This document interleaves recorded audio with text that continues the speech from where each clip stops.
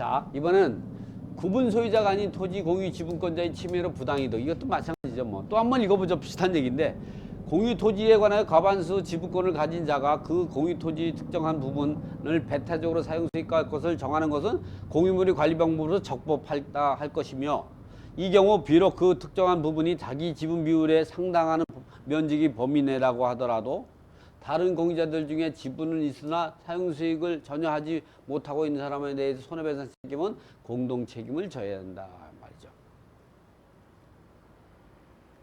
왜냐하면 모든 공유자는 공유물 전부를 지분 비율을 사용 수익할 수 있는 권리가 있는데도 불구하고 이 땅만 있고 건물을 사용하지 못하고 있으므로 손해를 보게 되고, 그러한 손해에 대한 보상 책임은 건물 구분 소유자들이 연대해서 공동으로 책임을 져야 될 의무가 있기 때문이다, 이런 얘기죠. 뭐 판례가 다 그런 거죠. 위 사례는 공인매로 대지지분 291.6분의 50을 낙찰받은 사람이 위 대지상의 구분 소유자들을 대상으로 부당이득 반환을 청구했는데, 대지지분을 적정 지분보다 적게 가지고 있거나 대지권이 없는 구분 소유자들만을 상대로 한 것이 아니고 그 지상의 모든 구분 소유자를 대상으로 부당이득 반환을 청구를 했고, 그 과정에서 낙찰자의 대지지분을 매수한 원고들이 대지분을 함께 매수하지 않은 피고들에 대해서 부당이득을 청구한 사례에서 대법원은 부당이득을 인정한 사례다, 이 말이지, 이게.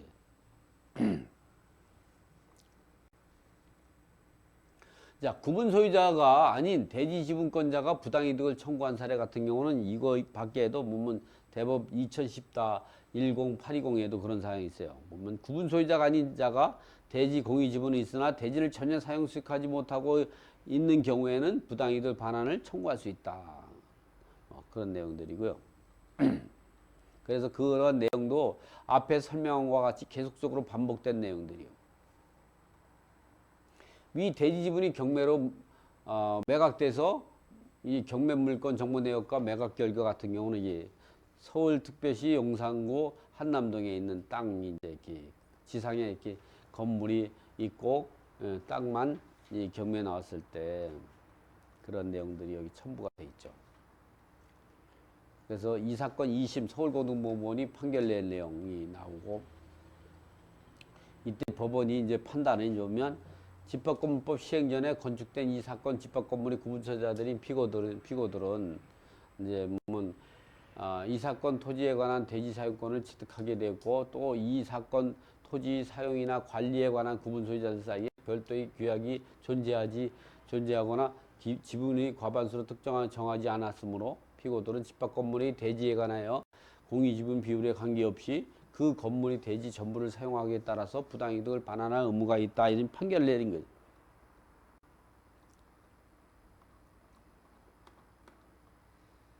그런데 이제 이거에 대한 그 대법원 판례는 어떠냐. 그래서 이것 때문에 대법원 판례가 만들어졌는데 2014-10-820에서 보면 이렇게 나오고, 한동의 구분 소유자들이 계속 반복적으로 하더라도 뭐 이렇게 좀 똑같은 얘기를 계속 하냐 그러지만, 여러분이 이렇게 같은 얘기를 이렇게 계속적으로 판례를 여러 가지 연구해야만이 나중에 여러분이 이걸 낙찰받을 자신 있어요.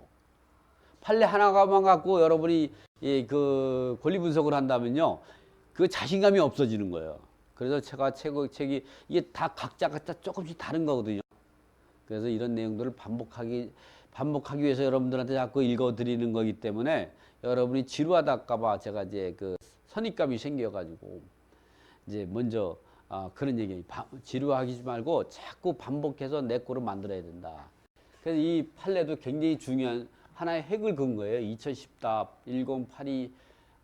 판결 내용에 보면 한동의 건물의 구분 소유자들이 당초 건물을 분양받을 당시에 대지 공유 지분 비율대로 건물을 대지를 공유하고 있는 경우 구분 소유자들은 특별한 사정이 없는 한 대지에 대한 공유 지분의 비율에 관계없이 건물의 대지 전부를 사용 수익할 권한이 있으므로 구분 소유자들 상호 간의 대지 공유 지분의 비율이 차이를 이유로 부당이득을 반환을 청구할 수는 없으나, 건물이 구분 소유자가 아닌 자가 경매 절차에서 대지 공유 지분만을 취득하게 되어 대지에 대한 공유 지분은 있으나 대지를 전혀 사용하지 못하는 게 뭐냐면 건물을 전혀 가지고 있지 않으니까 대지를 전혀 사용 수익할 수가 없는 거죠.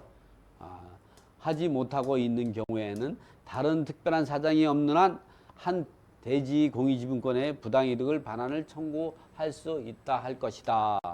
그리고 쭉 이하 설명이 이제 그와 같은 내용이 이제 정리가 된 거죠. 또 여기 보면 공유물의 관리에 관한 사항은 공유자 지분이 과반수로 결정하고 공유물 사용 수익에 관한 특약은 특정 승계인에게서 승계되나 공유물에 관한 특약이 지분권자의 사용 수익권을 사실상 포기하는 등의 공유지분권자의 본질적 부분을 침해하는 경우에는 특정 승계의 그러한 사실을 알고도 공유지분권을 취득하였다는 특별한 사정이 없는 한 특정 승계인에게 당연히 승계된다고 볼 수 없다. 이런 내용이다. 자, 이렇게 넘어가지. 이런 내용들이 뭐 다 그런 내용도 쭉 가는 거죠.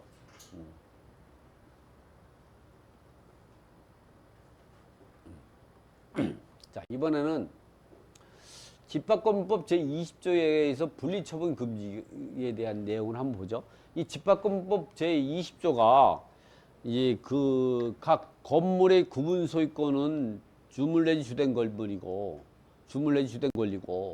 이 거기에 대한 대지 사용권은 종물 내지 종된 권리라 부정성에 따라서 집합 건물이 원시취득 즉 집합 건물에서 대지 사용권이 성립되고 나가지고 또는 구분 소유권이 성립되고 나서는 이 그 건물의 처분에 따라서 이 그 종물은 이 함께 처분이 따른다. 이게 일체돼서 거래되는 거지 분리할 수. 그래서 이렇게 보면 대지 사용권은 이 구분 소유권이 성립되고 다시 말하면 대지 사용권이 성립되고 나가지고는 이 건물하고 분리해서 처분하면 무효가 돼요. 그러다가 언제냐?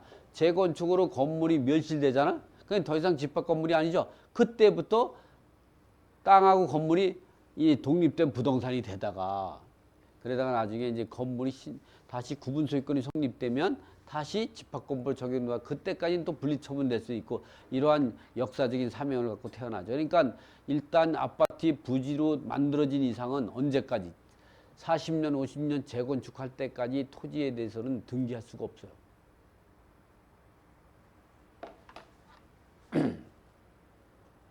집합건물 제20조가 이런 내용이죠. 집합건물이 소유 및 관리에 관한 법률 제20조 제1항에서 구분 소유자는 그가 가지는 전유 부분과 분리하여 대지 사용권을 처분할 수 없다. 다만 규약으로 달리 정한 경우는 그러하지 않는다. 근데 규약으로 달리 정한 경우는 거의 없다고 보시면 돼요. 실무에서. 이거는 규약으로 달리 정할 수 있는 특별한 사정이 있을 수도 있기 때문에 민법에다가 우리가 그 집합건물법의 20조의 단서조항 2항의 단서조항을 만들어 놓은 거예요.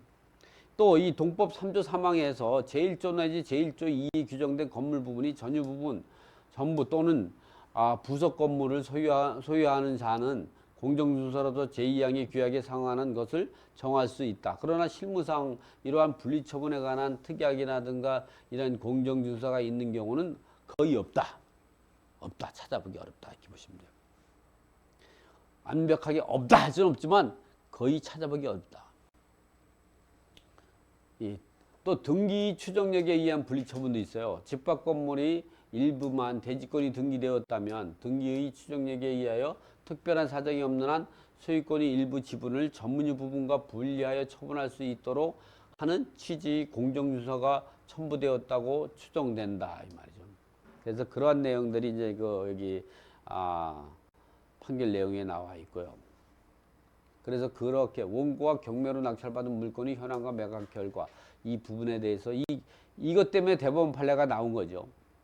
대지 지분을 낙찰받은 낙찰자의 원고의 주장, 건물 철거 및 토지 인도의 청구에 관한 판단. 이 내용을 한번 보시면 또 토지 일부 지분에 대한 대지권이 사용권이 성립 가능한 여부. 집합 건물에 의한 대지 사용권은 구분 소유자가 전유 부분을 소유하기 위하여 건물의 대지에 대하여 가지는 권리로서 소유권, 지상권, 임차권, 전세권 등을 의미하고 위 대지 사용권은 권리의 전부가 아닌 일부라도 가능하며 소유권이 일부 지분을 전유 부분과 분리하여 처분할 수 있도록 하는 취지의 공정준서 라든가 특약이 그 특약을 첨부하는 경우 단독 소유권 또는 공유 지분 중 일부 지분에 대해서만 대지권 등기를 할 수 있다 할 것인 바. 이건 등기의 선례라는 게 있어요. 등기 업무 할 때 그 외기와 같은 거거든. 등기 선례 제5-805호에 그런 내용들이 있어요. 앞서 본 바와 같이 이 사건 토지 일부 지분인 334분의 222.6 지분에 대하여 이 사건 건물이 대지권 등기를 격려된 이상 집합 건물이 대지권이 성립된 바 없다는 원고의 주장은 이유가 받아들일 수가 없다. 이번에 이제 부당이득 반환에 대한 판단을 받는데 여기서 일동이 건물 구분 소유자들이 당초 그 건물을 분양받을 당시에 대지 공유 지분 비율대로 그 건물을 대지를 공유하고 있는 경우 그 건물의 구분 소유자들은 특별한 사정이 없는 한 그 대지에 대한 공유 지분의 비율에 관계없이 부당이득을 청구할 수 없다 이 말이죠. 그러니까 한 동이 건물의 구분 소유자들끼리는 자기가 땅 지분을 많이 가지고 있다고 해서 적게 가지고 있는 사람을 상대로 부당이득을 청구할 수 있는 것이 금지돼요. 그런 것들이 대법 2009-76522. 그러나 건물이 구분 소유자가 아닌 자가 경매 절차 등에서 그 대지 공유지분만을 취득하게 되어 대지에 대한 공유지분은 있으나 대지를 전혀 사용 수익하지 못하고 있는 경우에는 다른 특별한 사정이 없는 한 대지 공유지분권에 대한 부당이득 반환을 청구할 수 있다 이 말이에요. 그런 내용들을 이제 판결하고 있어요.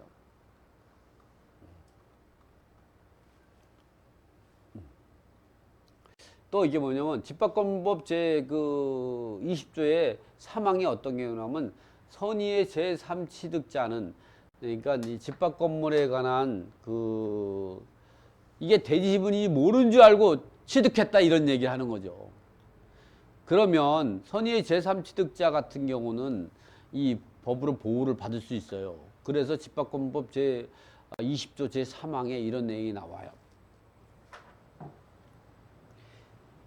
집합권법 제20조 2항 구분 소유자는 그가 가지는 전유 부분과 분리하여 대지 사용권을 처분할 수 없다. 다만 규약으로 달리 정한 경우는 그러지 않는다. 또 3항, 2항 에 보면 본문이 분리 처분 금지는 그 취지를 등기하지 아니면 선의로 취득한 제3자에 대해 대항하지 못한다. 그래서 이게 제3항, 2항 본문의 분리 처분 금지는 그 취지를 등기하지 아니하면 선의로 물건을 취득한 사람에게 대항할 수 없다. 이 선의로 물건을 취득한 사람에 대해서 대항력을 어떻게 판단하냐 해서 대법원에서 어떻게 되냐. 대법 2009-26145에서 선의의 제3취득자에 대해서 인정을 해서 이 분리처분 금지의 외의 조항을 분리처분할 수 있도록 만든 조항은 어떤 거냐. 이런 내용이에요. 대법 2009-26145 판결에서는 원심은 이 사건 토지 지분에 관한 이미 이 사건 아파트의 소유를 위한 대지 사용권이 성립한 후, 그러니까 저 구분 소유권이 성립된 이후에 개시된 강제 경매 절차는 무효이고 그 위 경매 절차에서 그러한 무효인 걸 모르고 경매로 낙찰받은 사람은 우리가 선의 제3취득자로 인정해야 되지 않나 이런 얘기를 주장하는 거예요. 지금 얘기가 이런 얘기가 설득력이 있죠.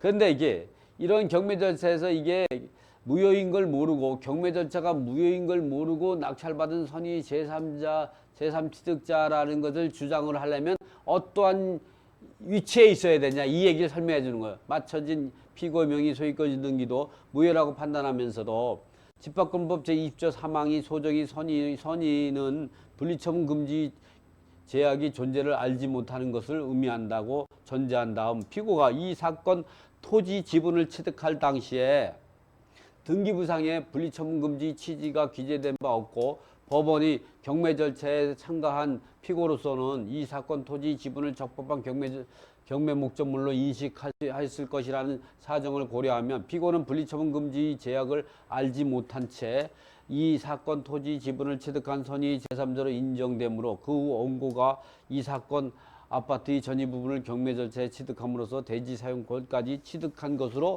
볼 수 있다고 하더라도 꼭 이유가 있죠. 하더라도 선의 제3자인 피고에게 대항할 수 없다고 판단하여 결국 이 사건 토지 지분에 관한 피고의 명의 소유권 이전되기를 말소를 구하는 원고의 청구를 이제 배척하였다.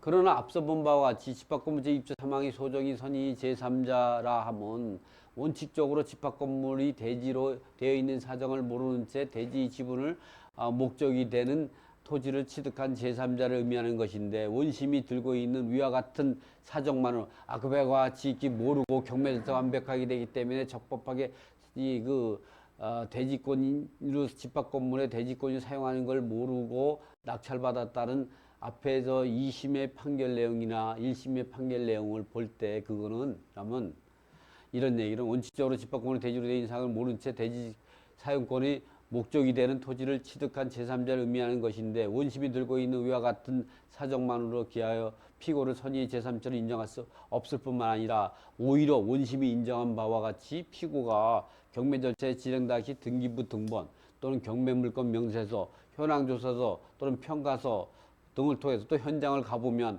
아파트 한 동이 있는 걸 확인할 수 있겠죠. 이 사건 토지가 이 사건 아파트가 속한 집합건물의 대지로 사용하고 있음을 알았다면 피고는 원고가 대항할 수 없는 선의의 제3자에 해당되지 않는다고 판결했다. 이 얘기는 뭐냐면 이런 얘기죠.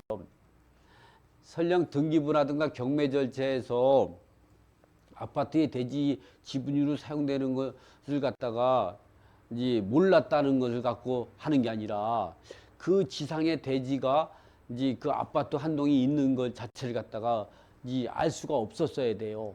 그런데 거기에 경매 절차에서 그러한 대지 지분을 사용하고 있다는 이런 내용들을 기재가 안 됐다고 하더라도 그 경매 정보, 물건 정보지라든가 또는 현장을 가보면 그것이 아파트 부지를 사용하는 걸 누구나 알 수가 있단 말이에요. 그런 경우는 선의의 제3취득자로 볼 수 없다. 선의의 제3취득자로 봤을 때는 물건 내용이 대지가 집합건물이 대지로 사용하지 않고 있을 때, 즉 집합건물이 재건축 과정에서 건물이 헐리고 나대지 상태에서 있을 때, 이럴 때에는 분리처분할 수가 있고 그러한 대지를 강제 경매할 수 있지만, 아파트가 뻗어시 있는 게 경매 절차 기록에 기록되어 있지 않다는 사실만 갖고도 현장에 가면 아파트 부지로 사용하고 있는 이런 대지를 갖고 낙찰받고 선의의 제3취득자라고 인정받을 수 없다는 대법원 판결이죠. 그러니까 선의의 제3취득자로 인정받고 대지를 취득한 걸 갖다가 구분소유권 성립 시점 이후에 집합건법 제20조의 분리처분 금지의 외의 조항으로 넣어가지고 분리처분해서 이 건물 소유자에게 부당이득을 반환을 청구할 수 없다는 대법원 판결이죠. 반대로 말했다면 집합건물이 대지 지분을 사용할 수 있는 걸 갖다 명명백백하게 확인 없어야 돼요. 경매 기록도 그렇고 현장에 가면 아파트가 부지로 사용할 수 있는 걸 알 수가 없을 때 선의의 제3취득자로 인정이 되니까 선의의 제3취득자로 인정되는 건 거의 없다고 봐야죠. 이렇게 해서 집합건물이 대지 소유자가 부당이득을 청구할 수 있는 경우에 대해서 이제 강의를 했고 이것으로 마치도록 하겠습니다. 수고했습니다.